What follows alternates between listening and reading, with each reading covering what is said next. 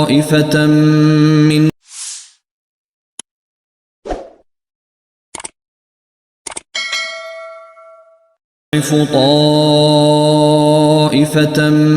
منهم يذبح أبناءهم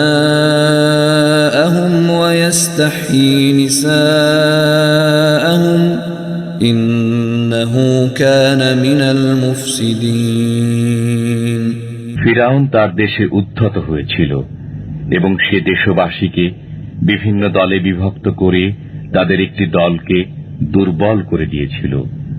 সে তাদের পুত্র সন্তানদেরকে হত্যা করত এবং নারীদেরকে জীবিত রাখত। নিশ্চয়ই সে ছিল অনর্থ সৃষ্টিকারী।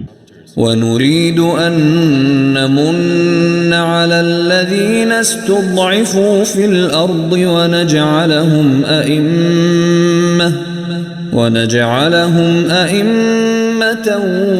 ونجعلهم الوارثين দেশে যাদেরকে দুর্বল করা হয়েছিল আমার ইচ্ছা হল তাদের প্রতি অনুগ্রহ করার, তাদেরকে নেতা করার এবং তাদেরকে দেশের উত্তরাধিকারী করার। ونمكن لهم في الأرض ونري فرعون وهامان وجنودهما منهم ما كانوا يحذرون এবং তাদেরকে দেশের ক্ষমতায় আসীন করার এবং ফিরাউন, হামান ও তাদের সৈন্যবাহিনীকে তা দেখিয়ে দেওয়ার যা তারা সেই দুর্বল দলের তরফ থেকে আশঙ্কা করত। وأوحينا إلى أم موسى أن أرضعيه فإذا خفت عليه فألقيه في اليم ولا تخافي ولا تحزني إنا رادوه إليك وجاعلوه من المرسلين তখন তাকে দরিয়ায় নিক্ষেপ করো এবং ভয় করো না, দুঃখও করো না। আমি অবশ্য তাকে তোমার কাছে ফিরিয়ে দেব এবং তাকে পয়গম্বরগণের একজন করব। فالتقطه آل فرعون ليكون لهم عدوا وحزنا إن فرعون وهامان وجنودهما كانوا خاطئين অতঃপর ফিরাউন পরিবার মুসাকে কুড়িয়ে নিল যাতে তিনি তাদের শত্রু ও দুঃখের কারণ হয়ে যান।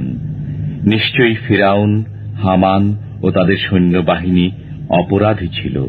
وقالت امرأة فرعون قرة عين لي ولك لا تقتلوه عسى أن ينفعنا أو نتخذه ولدا عسى أن ينفعنا أو نتخذه ولدا وهم لا يشعرون ফিরাউনের স্ত্রী বলল, এ শিশু আমার ও তোমার নয়নমণি, তাকে হত্যা করো না।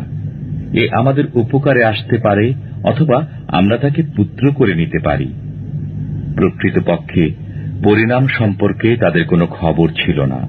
وأصبح فؤاد أم موسى فارغا إن كادت لتبدي به لولا أن ربطنا على قلبها لتكون من المؤمنين